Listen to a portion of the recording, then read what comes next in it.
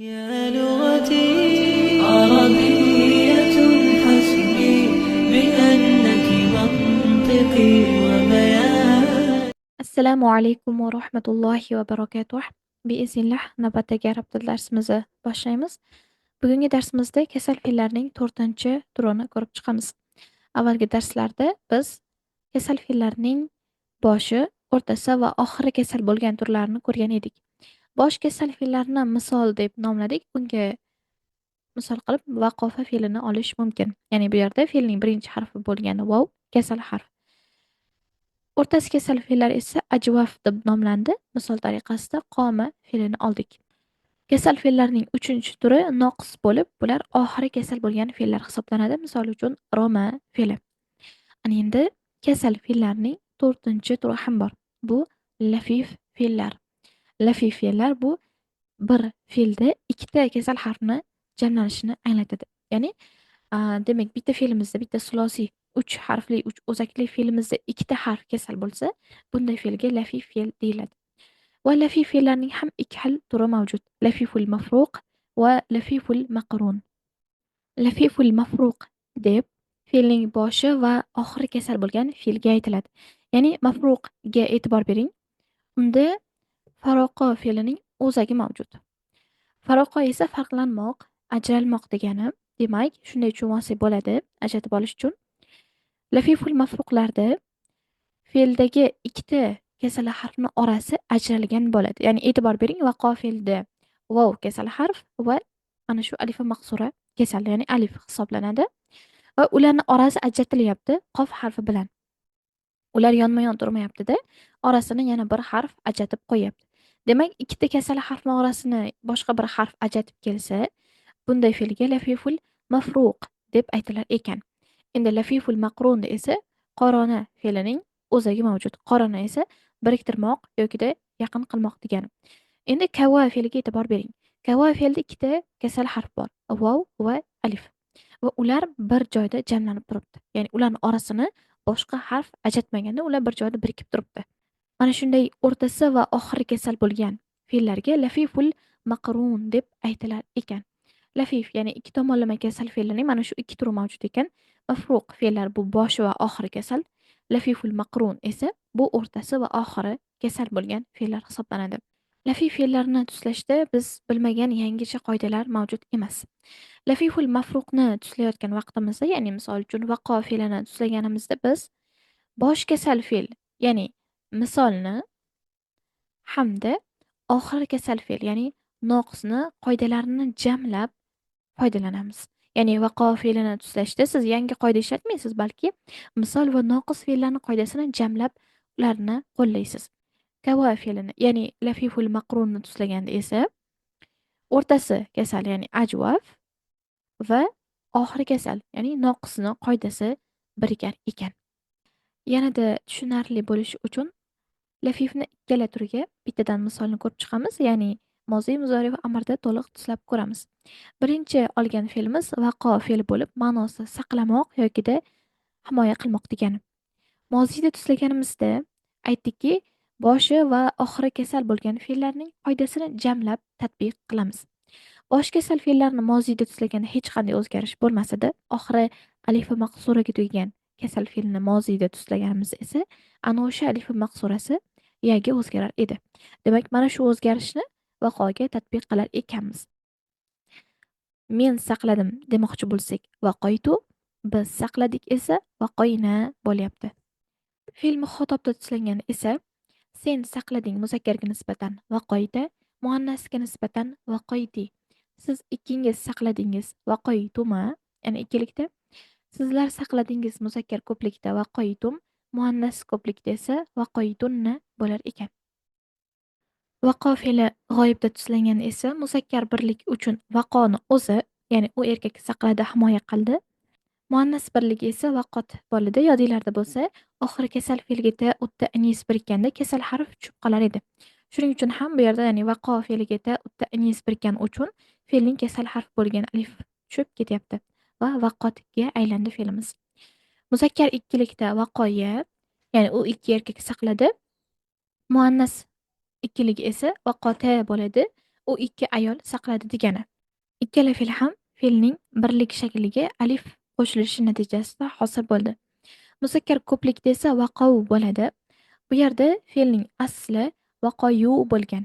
Ammo fe'l oxiridagi kasal harf vavul jamoaga yo'liqqani uchun mana shu fe'lning kasal harfini fe'ldan tushirib yuboramiz va fe'limiz vaqovga aylanadi.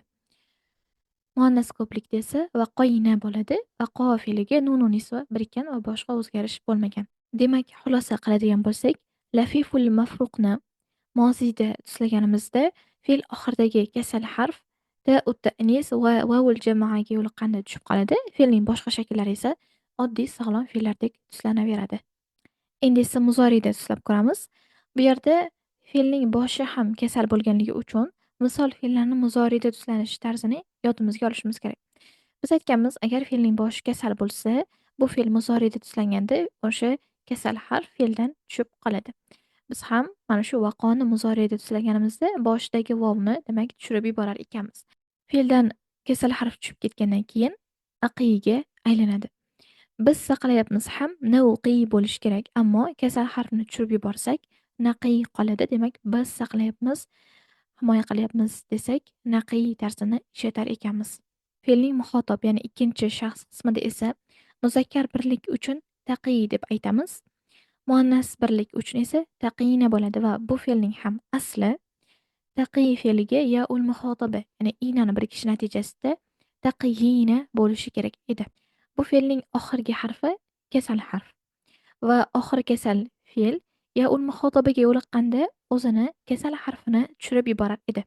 Mana shu sababdan biz ham taqiyina fe'lidagi kasal harf bo'lgan yana tashlab yuboramiz va fe'limiz taqiyinaga aylanadi. Muzakkar va muannas ikkiligida esa taqiyani bo'ladi. Siz ikkingiz saqlayapsiz degani. Muzakkar ko'plik qismida esa taquna deb aytamiz. Aslida bu fe'lning asl holati taqiy fe'liga vavul jamoani unani biriktirish natijasida taqiyuna bo'lishi kerak edi. Ammo bu holatda qolmaydi, chunki biz aytganmiz, oxiri kasal harf, fe'lning oxiridagi kasal harf vavul jamoaga yo'liqsa muzoriyda kasal harf tushib ketadi. Shu kasal harfni fe'ldan tushirib yuboramiz va vovni mat tarzida o'qishlik uchun qofning harakati dommaga o'zgaradi va fe'limiz taqunaga aylanadi. Muannas ko'plik qismida esa taqiy fe'liga nun nisbani biriktiramiz va fe'limiz taqiyina bo'lar ekan. Bu fe'lni g'oyibga, ya'ni uchinchi shaxsga nisbatan tuslaganimizda muzakkar birlik uchun yaqiy deb aytamiz. Muannas birlikda esa taqiy bo'ladi. Ularning ikkiligi muzakkarda yaqiyani, u ikki erkak saqlayapti. Muannasda esa taqiyani bo'ladi. U ikki ayol saqlayapti. Muzakkar ko'plikda esa yaquna deb aytamiz. Bu fe'lning ham asli yaqiyuna bo'lgan, ammo kasal harf vavul jamoaga yo'liqqani uchun uni fe'ldan tushirib yuboramiz va fe'limiz yaqunaga aylanadi. Muannas ko'plikda esa yaqina deb aytamiz. Bu yaqiy fe'liga nun nisbani birikishdan hosil bo'lgan ekan. Xulosa qiladigan bo'lsak, lafiful mafruq fe'lni muzoriyda tuslaganimizda fe'l oxiridagi kasal harf yaul muxotaba va vavul jamoaga yo'liqqanda tushib qoladi. Fe'lning boshidagi vav esa fe'lning harbiy tashakkuli demak fe'ldan tushib qolar ekan. Endi esa vaqo fe'lidan amr hosil qilamiz. Taqiy fe'lidan amr yasaganimizda fe'l boshidagi muzoriyat harf bo'lgan ta tushadi va e'tibor bering, bu holatda, ya'ni muzoriyat harfi fe'ldan tushib qolgandan keyin fe'l sukundan boshlanmayapti va bu o'rinda biz hamzatul vaslni ishlatmaymiz. Nega deyilsa, o'zi qoidada aytganmiz, hamzatul vasl qachonki fe'l sukundan boshlanib qolsa kerak bo'ladi bizga. Ammo agar fe'l harakatdan boshlansa, bizga hamzatul vasl kerak emas. Shuning uchun to'g'ridan-to'g'ri 3-amalga o'tamiz. Fe'lni oxirini jazmlashimiz kerak va fe'l oxiri kasal harf bo'lganligi uchun uning jazm holati mana shu kasal harfi fe'ldan tushib qolishi bilan bo'ladi. Bitta erkakka nisbatan saqla deydigan bo'lsak, qi tarzida aytilar ekan, ya'ni bitta harf amr fe'li vazifasini bajaryapti. Taqiyinadan yasab ko'ramiz. Fe'ldan muzoriyat harfi tushadi. Fe'l harakatdan boshlangani uchun hamzatul vasl kerak emas va bu fe'limiz af'alul xamsalar turkumiga kirgani uchun uning jazm holati nunning tushib ketishi bilan bo'ladi. Demak, fe'limiz qi tarzida aytilar ekan, muannas birlikda. Taqiyanidan yasalganda ta tushadi va fe'l oxiri jazmlanishi kerak. Bu fe'l ham af'alul xamsa turkumiga kirgani uchun uning jazm holati nunning tushib ketishi bilan bo'ladi. qiya deb aytamiz. Taquna fe'lidan amr yasaganimizda fe'l boshiga ta tushadi. Bu fe'l ham af'alul xamsa turkumiga kirgani uchun uning jazm holati mana shu nunning tushib ketishi bilan bo'ladi. Va fe'limiz qu tarzida aytiladi ekan. Taqinadan yasaganimizda esa fe'ldan faqatgina ta tushadi. Oxiridagi nunga tegmaymiz. Sababi bu fe'l mabniy hisoblanadi. Uni oxiri o'zgarmaydi. Ko'pgina ayollarga nisbatan saqlanglar deganimizda qiyina deb aytar ekanmiz. Endi esa ikkinchi fe'limiz, ya'ni lafiful maqrunga misol ko'ramiz. Kava fe'lini oldik. Kavaning ma'nosi dazmollamoq degani. Uni mutakallim birlikda moziyda tuslaganimizda kavaytu bo'ladi, ya'ni fe'l oxiridagi alif maqsura yaga o'zgaradi. Bizga nisbatan tuslanganda esa kavayna deb aytamiz, ya'ni ma'nosi biz dazmolladik degani. Muxotobda tuslab ko'ramiz. Muzakkar birlikda sen dazmollading, kavayta. Muannas birlikda esa kavayti bo'ladi. Muannas va muzakkarning ikkiligida kavaytuma. Siz ikkingiz dazmolladingiz, ayollarga ham erkaklarga ham. Muzakkar ko'pligi kavaytum, muannas ko'pligi esa kavaytunna bo'ladi. Ya'ni siz ayollar dazmolladingiz degani. G'oyibning muzakkar birligida esa kava fe'lining ayni o'zi ishlatiladi. Muannas birligida esa kavat bo'lar ekan. Ya'ni e'tibor bering, fe'lning oxiri kasal edi va u ta'nisga yo'l qo'yapti. Biz aytganmiz noqis fe'llarni darsida oxiri kasal fe'l ta'nisga yo'liqqanda kasal harfi tushib qoladi. Shuning uchun ham fe'limizni kavat dedik. Fe'lning asli kavayat bo'lar edi. Muzakkar ikkilikda kavaya deb aytamiz. U ikki erkak dazmol qildi.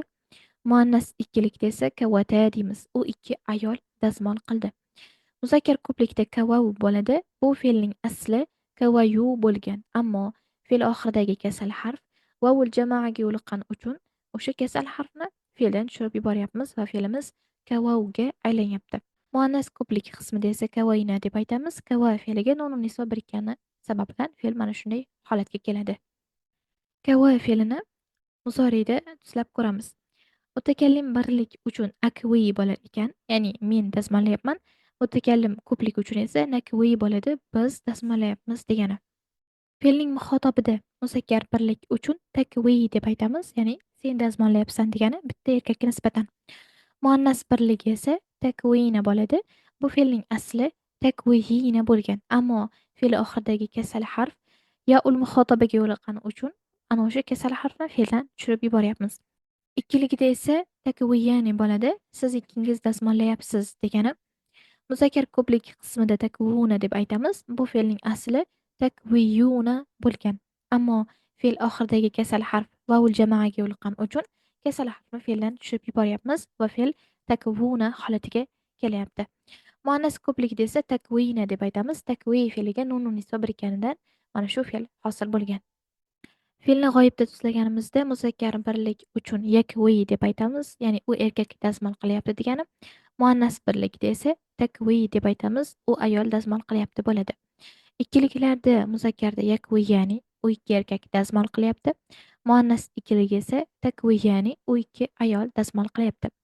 Muzakkar ko'plikda yakvuna deb aytamiz. Bu fe'lning ham asli yakviyuna bo'lgan, ammo fe'l oxiridagi kasal harf vavul jamoaga yo'liqqani uchun shu kasal harfni fe'ldan tushirib yubordik va fe'l yakvuna holatiga keldi.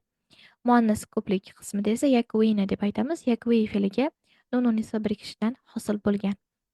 Fe'lning amr holatini ko'rib chiqamiz. Takvi fe'ldan amr yasalganda fe'l boshidagi muzorat harfi tushadi. Fe'limiz sukundan boshlangan uchun unga hamzatul vaslni olib kelamiz. Fe'lning o'rtindosh harakati kasra, shuning uchun hamzatul vaslga ham kasra harakatini beramiz va bu fe'l oxiri kasal fe'l bo'lganligi uchun uning jazm holati mana shu kasal harfni tushib ketishi bilan bo'ladi. Demak, bir kishiga nisbatan dazmolla deydigan bo'lsak, ikvi deb aytamiz. Takvinadan yasalganda ta tushadi. Fe'l sukundan boshlangan uchun hamzatul vasl olib kelamizda kasra harakatini beramiz va bu fe'l af'alul xomsalar turkumiga kirgani uchun uning jazm holati nunning tushib ketishi bilan bo'ladi. Takviyanidan yasalganda fe'l boshidagi ta muzorat harfi tushadi.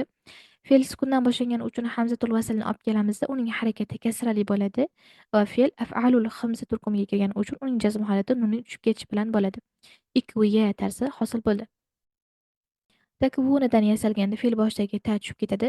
Fe'l sukundan boshlangani uchun hamzatul vasl olib kelamiz. Harakati kasra bo'ladi va fe'l oxiridagi nun jazm alomati sifatida tushib ketadi va va fe'limiz ikvuga aylanadi. Takvinidan yasaganimizda faqatgina fe'l boshidagi ta tushadi va hamzatul vaslni olib kelib kasra harakatini beramiz. Fe'l oxiridagi nun esa o'zgarmaydi, sababi bu fe'l mabniy hisoblanadi. Mana shu bilan bugungi video darsimiz o'z nihoyasiga yetdi. Darsning yozma qoidasi va lug'atlari bilan Telegram sahifamizda tanishasiz. Assalomu alaykum va rahmatullohi va barakatuh. يا لغتي